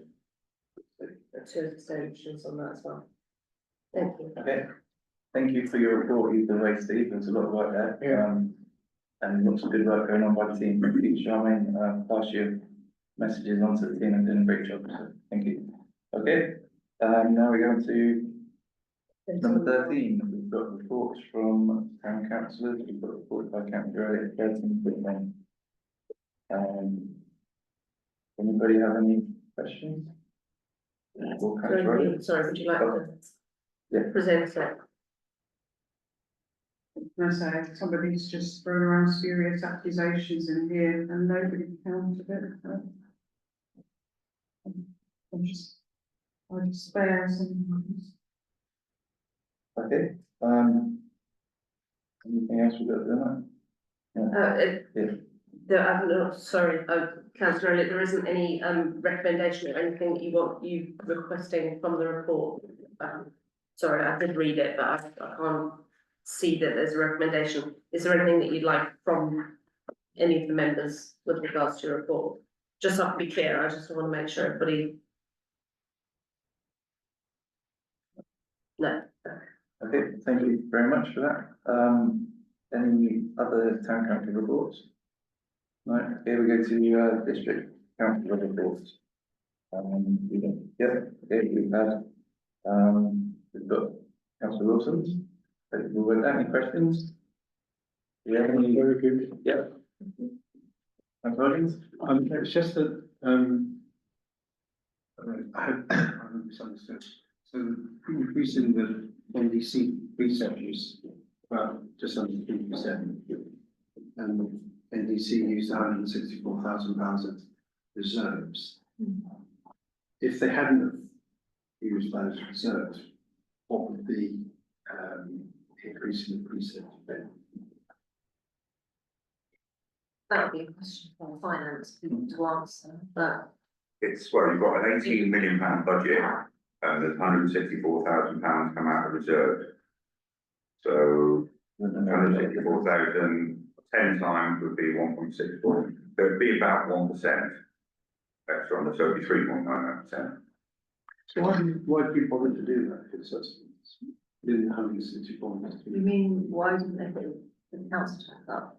Well, It's referendum, and that's what's supporting. Yeah, and also there is an acknowledgement they want to put the council tax, but, and the reserves are there, but then the forward forecast is not looking very happy if, because of the poor finance settlement from central government mainly, is not looking very, it's just eating into the reserves, it's not something they're gonna be able to do year on year. that's what London as well, was that when you expect to have to keep digging into your reserves to keep the precept. And this is the world of local government, you know, maybe there's 40, like, is it 40 district county councils that are on the brink? You know, that every council every year now is moving close to like from being healthy financially to being like on the edge then of using up the reserves they've got and then having, who knows, bankruptcy, what these, To put that in everyone's perspective, moving sorry. on. I'm gonna say the part of that is I was surprised that district council's national insurance on wages has gone up 446. So they have to make 300,000 that they have managed to save, usually what they call it, extended vacancies and all this sort of thing, like, sort of gaming the system. But, 164, well, that 446,000 is still gonna be there next year. Yeah, There's gonna be, you have to find it again. so every year it's a bigger hole with less money coming from the moment. Obviously, who knows what will happen future wise when there's no district councils. But yeah, the indebtedness of local authorities is massive, and that's another issue going forward with the local government organisation as well. So what happens to all of that? There was a bit of a chat informally that North Devon is an extremely low debt council. It only owes 6 million, I think, something like Yeah, that. there's which is always, there's not- a percentage figure in that they look at to keep, Yeah. it's about under 8% is a healthy amount, and they're always under Yeah. that. But Plymouth, I know it's a much bigger place, but Plymouth owes 700 million, Exeter's about 500 million. All these things, and like the West Devon top Teignmouth or Teignmouth, I think, sort of appalling debt. So the thing is there, you deal with district council, the Teignmouth get a free ride. If they racked up 200 million pounds of debt, is that just absorbed into whatever the new Devon is? So it should not, there's, Yeah. I'm not saying this has been officially suggested, but it's almost like, well, why you can't, like it's almost, if someone else is gonna end up picking up the tab, why is this pressure to be, so careful with money? I'm being facetious, but it's a genuine discussion. Why are we worried about the budgets in 3 years' time? Well, we know about a budget in 3 years' time. It's nonsense, but there we go. Can I just, I know we're short of time, but just a quick couple of things. I sent my report around late, I'm sorry about that. The police, I'm a police councillor advocate, any district councillor can be one. So I have had some discussions with, councillor officer, police officer Preston about, ASB and Ilfracombe. And I am going, there's a Devon-wide, ASB, antisocial behaviour, forum on Thursday morning that I could go into, so if anyone's got anything they want to raise about Ilfracombe in particular, you can get it to me by then and I can bring that up, but I'm still aware of all the problems with shoplifting. Generally, antisocial behaviour, and we did have a little bit of a conversation about that. And you said there's CCTV coming. I know, we've been waiting for CCTV since the ARC, but apparently in his email he said it is coming. He said it's still underreported, so shoplifting is still underreported. Something else that was mentioned at the full council meeting of all when we all were at Petrock District Council by the police superintendent was also that domestic violence is massively underreported. Only 1 in 30 domestic violence incidents are reported. So I know that we've got, obviously that's not for the Ilfracombe Council to put on their report it thing, it's different. But I didn't know whether there was a little piece that could be done, I don't know, what comms or anything. What you felt about doing anything about that, how. I think it's slightly out of our remit to do it, but we're very happy to, if there's something that the police are putting together, we will definitely share, Not it, to create your own, but to share it. Yeah, And the final definitely thing is, do he that. did say that they will come to all the larger town council meetings and they would come to your annual town meeting Yeah. and talk. We've already spoken to Richard Preston about coming to the meeting, because that's already scheduled in the diary, so, if it's not him, it'll be one of his officers, General Paul Malcolm, gets stuck with that job. Okay, thank you very much. Any other questions for any county district council? I'll take a couple of things on, picking up on stuff. That CCTV thing is supposed to definitely be done, isn't it? Because I don't know if you were at the last meeting, but we had £10,000 of road reserves, which we were going to put into expanded. I actually have had an email to say it's definitely been Yeah. assigned to us 100%. Yeah, and so it's- they are actually Do you doing the know actual about conversation. Where is it gonna sit? Who monitors it? It's, Yeah, it's all we, into the district council. So it's bombarded Yeah. place. we've, yeah, but we were asked if we wanted to be involved in that, but realistically, the police know exactly where they needed to be and whoever the expert is that they're talking to knows. So we've actually backed out of that conversation and left it to the experts. There So. were a number of sites proposed, weren't there? One was above Oxford Grove, one was down by Waverley. Yeah. There's other places, but I think there's two that we're getting in there, so. Oh, is it? It's moving forward, so it's good news. I've been doing a floor today, so I haven't quite got around to writing it down yet, but I will write it down and we'll distribute it. The things to note really of any importance is 4.99% is your council tax increase, which is because 2.99% is the maximum you are allowed, plus 2% for your social care budget, which is going through the roof, as our glorious mayor, I'm sure, will tell you if he brings his wife. Now, a couple of minor good news. So Marlborough Road is now patched, apart from Devonshire Homes bit. I'm chasing that. I don't know when, but it's imminent. Killicleve water is fixed. It's not a full fix, but it's working. Fingers crossed. Fernway has been patched in West Lanham. Fernway didn't actually have any potholes. The tarmac had worn away to the extent you could actually see the stuff under the tarmac. It's just like, yeah, just a rough. Weekend job. Yeah. Oh, so that's that. Marlborough Wall is still, they're still deciding how far they go with the legal process. I have no further information on that. I wanted information on that for tonight. Can I just ask, is the debris gonna be cleared? Because I might, did I mishear you when you said the debris? They said last month that the highways were making arrangements to clear the debris. Now, whether they would then incorporate that into the court cases, but they said the road's going to be cleared and they were going to try and make the pavement safe. So you couldn't walk up there, but cars could travel. And as you can see, they ripped out the blocks for that one. That's gone ahead at full steam ahead. So, and again, I've been chasing that and I'm a little bit underwhelmed by the amount of emails I'm getting back, but I'm on the case with that one. So, that's illegal. Right, so budget, you come up with a budget, that was quite a good one. Now, Devon, you'd be pleased to know, it used to be something like twice as likely that your child would be under an educational HCP plan if you're in Devon as in Cornwall. So from a medical point of view, if you cross the river, I don't know, there's an obviously administrative issue here, but other counties are catching up. Devon overspent something like, what's overspending?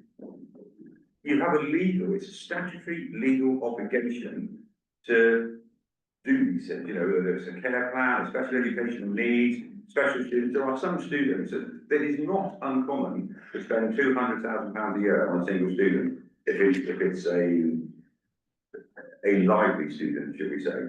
There was one that Devon housed out of county, and I believe he had to be sent back because he was running a county lines operation for his accommodation. So, I mean, we are talking some, that's the higher end, obviously, there's a lot, the bulk of the expenditure is at a much lower level. Devon used to be an outlier because, I suppose it probably, depends how you market this, whether the goalposts were too low perhaps, so more people got them than that, I don't know. At the moment, under government guidance now, we're now in the middle of the pack. There are, I didn't think it was quite 40, but I know that most county councils, most higher authorities, next April the 1st, have got a deadline that they've got to, any money that you spend on SEN now doesn't exist, it's just magicked away into a little pot and we don't talk about it, which is nonsense. The council's still got to spend it, they've got to borrow it from somewhere, because the money itself exists, but you don't write it down, you don't put it in your budget. 1st of April next year, that stops.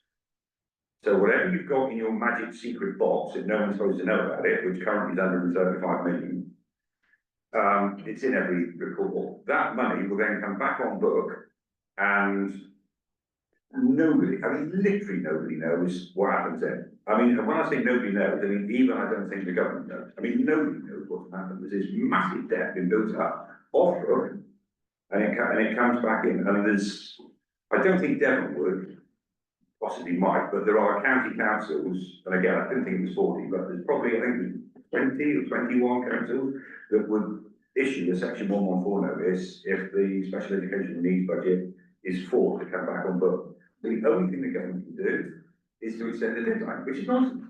So the magic box just goes on. But I'll update you if I hear any more, but there is an update coming out this week actually on this. If I hear anything exciting, I'll spread it around. Apart from that, there we go. The budget is as agreed. I said you said the page for the budget paper, and you all went through. There was no amendments proposed. That's it, that's what you call a successful budget then. Thank you. Right, on 15 guys, any questions there? For Councillor Crabbe? No? Then we go on to working groups and we go to Councillor Coates, you've got an update? for- Yeah, very quickly. Yeah. Conscious of time, we've Yeah. all had a chance hopefully to see the report and read it. But just to highlight, a lot of the issues have been resolved one way or another. First one, the block drains issue will be resolved. I'm just wondering now, you know, everybody I see in the, who, you know, moaned or objected, said, I hope they don't think it's me. They're all a bit paranoid, but no. But first of all, it was the block drains, just very, very quickly. Last meeting, that was raised again, the issue of the flooding at the Grange, and miraculously, the following day, a certain councillor arrived in Lee with Alex Bird, and we now have a plan. It's going to take place when the new budget is in place from April, so that's good news. Okay. The lights, as we know, not an issue, and you know, unfortunately, people are upset about that. They're not upset about the lights, but they are upset about what happened there. And finally, on a positive note, no open reach road closures in the last 7 days or 10 days. I think since Trevor came back, we didn't dare. Congratulations. Right, thank you guys. Yeah, any questions there for Councillor Coates? No, okay. Can I just thank Councillor Crabbe for organising the drain clearances around town as well? Yeah, no. It's always a difficult situation, but we're better off than we were before we started doing it, so. Well, it's like wading through trees like that, Yeah. before they get, there's 9,000 drains and we clear about 6 million. Well, better than none. Yeah. Can I just, Yeah. do you have a day for when Yes. it's reopening? Yes, Monday before Easter. Right, lovely. I'm not sure what date. Now we got 16 correspondence letter from the libraries. Yeah, the letter's there, if anyone has any Yeah. comments, or wants to Okay. add to that, unfortunately, I'm gonna skip straight past this. We're Yeah. short Now on we time, got so. 17.1. Oh, sorry. Should we pass, Gerald Kersel, for those of you who know him, is You can't, that will have to be a chair's discretion, it's not on the agenda item, you can the discuss. correspondence. Yeah, but it's not listed, so, I mean, yeah, you can discuss it, just carry on. Well, Go on Mr. Jess, then. Go on, Bless then. it. Gerald's a bit opinionated, he always has been, I mean, he won't mind me saying that, I mean, he's, in actual fact, I can't believe he's not speaking in June, I mean, he's the most liberal he ever was.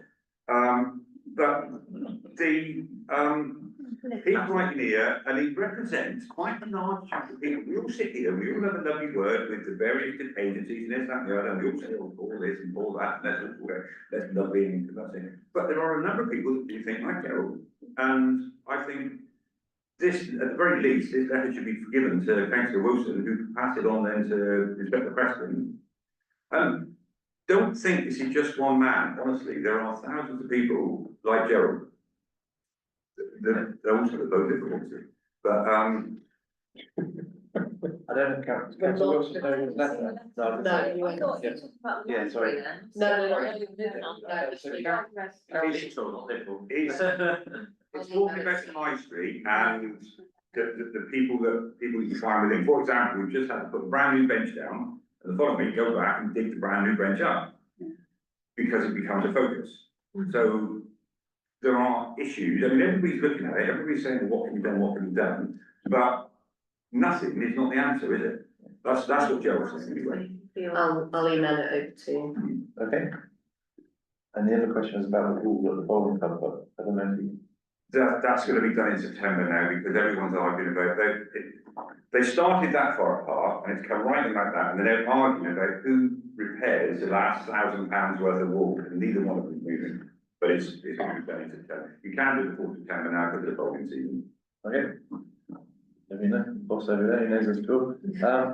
Right, we go to 17, review the heads of terms for the seafront public conveniences. Okay, so what we refer to as the seafront public conveniences is the non-built building opposite Wetherspoons at the moment. Theoretically, it is meant to be finished by the end of March. We just need to agree the heads of terms. It's on a lease basis. It's over a 21-year lease. We're putting no capital expenditure into it because they're obviously already going to be putting the doors, paid for doors in. If you are happy to progress with the heads of terms, we can then get legal to start drawing up contracts. So, but you've got to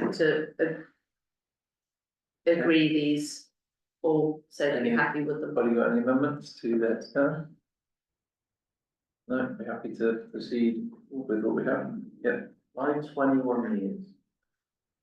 Does seem a really random. That's not so bad. Don't know, but to be fair, if I'm here in 21 years, to argue it, then, You can sort out. then, yeah. I've been here it's gonna be- 21 years. Yeah, you're the only one who's likely to, so if I can, yeah, so if you can We're going agree to with this. proceed with what we've got in front of us. I suppose we can back on. Don't negotiate the rent. Alright. Hold on, Karen, Well, they're gonna be 2 kiosks.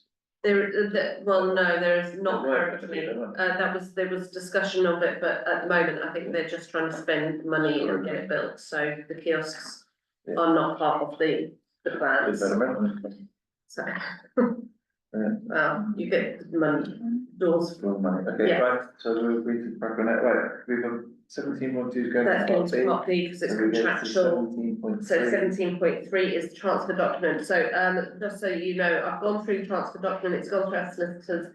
It did go through finance and general purposes meeting, there is one change which isn't in this document, which is all to do with 12.7.11, which is about using chemicals. Because it says to us, we're not allowed to use chemicals, which tends to be slightly tricky to do when you have toilets. But, so that's currently being changed. But other than that, if you are happy with the terms Yep. as they are, Okay, I will sign them on our behalf. anybody want to change terms, or are we happy to proceed on? Why would you be inclined, you can have a satellite dish, I mean, just what sort of service are you thinking of offering? Yeah, Really? oh, the other thing I am getting clarification on before I will sign anything is the actual railings, because in the plans, it doesn't give us the exact boundary, so we'll share the boundary with the wall on the other side, but the wall is not ours. But there is a railing around the outside of the toilet, so I'm just getting the exact agreement that whether those railings are ours or not, I would presume they probably are, so. Okay, so subject to those questions, are we happy to proceed on those heads of terms? Yeah, transfer document, but yeah. Sorry, I'm not here to propose. Okay, all in favour, anyone against? No, okay, great. Okay, lovely, thank you very much. Now we go to 18.1, High Street car park. Yeah. Agree some more heads. of Well, terms. it's more hesitant, Yeah. right, so, subject to, I've since had, a response back, so these heads of terms, I'm hoping that you've all read, because this is slightly more, well, they're as important as the other ones, but obviously this is to do with the car park. The heads of terms that come through, and I've sent them on to our solicitor has come back with 2 amendments, so provided you are happy with them as they are with the suggested amendments from our solicitor, we can agree them, so that would be the wording that I would put forward to you all, so. The suggestions that she has made with regards to them is that, she would change the trigger event, which is on, what is the combined papers, this second page of them. To exclude the words pay and display in case we should decide to run the car park in another fashion, I can't see us doing that, but Yeah, just say. just as a safety net. She's also asked us if we can possibly get them to change the exchange date, because it's too, so wording was, take out the exchange date of the 31st of March 2025. It is now the end, well, it was the end of February. And it's going to be very tight to meet the deadline, with searches taking around 3 to 4 weeks. So those are the two amendments that she has suggested that we do on those heads of terms. So provided there is nothing else which is glaringly obvious, and you are happy to go ahead with the heads of terms with those two amendments. Underneath the trigger event, it says about the uplift base value, and when we had that discussion, I thought there was talk about lower valuations, but higher base value. Now, I'd be interested to know, because after a bit of argy-bargy, we ended up coming up with a figure. I'm just interested, does 25% represent any sort of discount against the industry standard for an uplift in a value? I'm afraid I can't answer. No, that question. I wouldn't expect it. I would expect Thank you, I'm glad. we can ask the solicitor. Yep. I mean, I could be wrong. I mean, my memory's not perfect. I haven't got a clue what I was doing yesterday, I'll be honest, but I thought in that meeting that we had a bit of discussion about the uplift wouldn't be as savage As 25%. as well. It would be at a discount, Okay. I thought. I know that we did have an email from the seller, which I did circulate to everybody, so I can check what the wording is in that, which has gone to solicitor as well. So what we'll do, because I'm conscious of the fact, because, right, to update you all, just why I'm conscious of pushing this through now rather than delaying it another month, is because we've actually been given the approval today for the borrowing. So we are, so let's so we've now had the letter of approval, which I can circulate to you all if you like, but it is literally just a letter saying that we can apply for the money, and I need to read it in a bit more detail as to what the next steps are. But we've got that now, so I don't want to delay not agreeing our heads of terms, but what we can do, so if we're happy with agreeing the heads of terms based on the trigger event changing, taking out the date for the 31st of March 2025, and querying the percentage uplift value. Standards at a discount. And then, why do you do anything else? I mean, just any other purpose of paying this way? So surely that needs to be more focused on the fact that if you flog it for motivation, that's what it needs to say, isn't it? Because you might want to put a market there. All of a sudden, that's a trigger event. But doesn't it say you can't put a market there? You can't use it as anything but a fair and bespoke car park? Well, that's what it's trying to say, it's under that, but I mean, that's not what we want, surely, is it? But I understand the trigger event, these sorts of things, is all about uplifting value of the land. So if you flog it to Mobius Home, it's got an enormous uplifting value. And obviously they would like a cut of that. I can fully understand that, but it's just the word of that trigger event does seem a bit prescriptive. If you want to do something. Maybe it's not getting rid of just the pay and display section, it is maybe getting rid of Well, but anything rather than saying outside anything the other than value. that, say if we do this, if there's an uplift. Well, we did the same with the Rotary, you know, we said that for community events. Yeah. I'm just, again, practice solicitor, just query it, just say, look, is this restricting us from running a market, a circus? We run a circus, We right? run a market, a circus, but you know what I'm saying? We actually said that we look at maybe having 2 or 3 community events, music events, potentially. Okay, so subject to those questions that we're going to ask the solicitor, are we happy to proceed? Yeah, absolutely. If I get anything glaringly obvious back from solicitor that would make me stop, I will bring this back at the next full council, but hopefully we won't. Can you just check everyone's happy, continue? We didn't start with 7 minutes past, so. You got 5 minutes. So yes, okay, we're only meant to do 2 hours, so I have to ask you special permission to stay any longer. We've only got one more item on full agenda too, so hopefully, we're on to chair's discretion. Can I just say, you said you had confirmation of the loan. Yes, Can I suggest that that is sent out to all councillors, because obviously there are councillors here tonight that aren't present. yeah, So Yeah. just for clarity and, you know, awareness. Okay. yeah, I can circulate that if anyone wants to read my copy. I Just on a point of order. Councillor Crab brought up and we allowed him to bring up a letter that he'd had from Gerald. I tried not. On that, on the back of that, councillor Elliott also put in a request to ask a couple of questions. One was for the Marlborough Road, which we've already been answered, and she also asked about the bench seats on the harbour along the other side of, you know, where the What wall. a fantastic success it is. But no, I think we ought to answer this Yeah, yeah. because you've Yeah. already Yeah. got your question. Happy with that, so 4 years ago, I am told, 4 years ago, someone from the environment agency came down. This comes from George, so she said that someone from the environment agency came down and looked at those things down there and said that this was a flood prevention device. They were not happy about any liability that might be forthcoming from someone sitting on a flood prevention device. It seemed a little bit different anyway. So 4 years later, 2 vans turned up with 2 operatives, lifted all the bits of wood off and replaced every other one with a little sign that said, "Do not sit here, there's a 30-foot drop."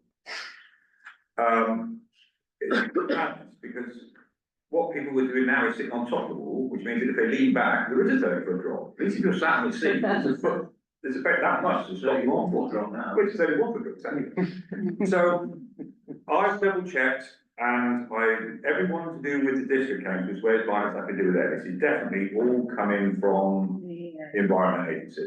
I rung Simon Dart, who is my normal greased wheel, and he's not very well at that, which is a bit of a nuisance. And I rung Bryn, and I've left a message with Bryn to ring me back, and he has not as yet. Bryn won't be anything to do with it, but he will know who it is. I will track this down. It's the most nonsensical thing. I can't think of a way out at the moment. If they maintain that position, it just becomes farcical. The only thing we might do is, I don't know how Zurich would feel, whether we could say that, you know, whether, I don't know if they would say, in the same way as we take liability for the car park at the back of Chain, whether there's something that we can, because I mean, that's a flood defence system, if you park a mini car on it, what's the difference? So I don't know if it's something that perhaps we can have, perhaps offer, you know, an olive branch, you know, perhaps a big. Backs to that patch. Yeah, I was thinking, if you look, the old metal poles are still there. So if you welded a bar across the top of those metal poles, it's only about that much, but it just gives you that much more upstairs. Or somebody could, the harbour board or whatever could. Yeah, so. Sorry, I don't want to prolong it. I think this originally came from Harbour Master. I'll say no more than that. Well, she's denying it, flat. I don't know, I mean, I can only go on what I'm asked. So, Okay, any more chair's discretion whilst we're here? No, okay, so we will close we will both go into part B and stop for a break exactly 2 hours from start. What time? What time? We're gonna say goodbye to the. Yeah. Yeah, so all in favour, we're going to part B, right? Yeah, yes, all in favour. Right, thank you.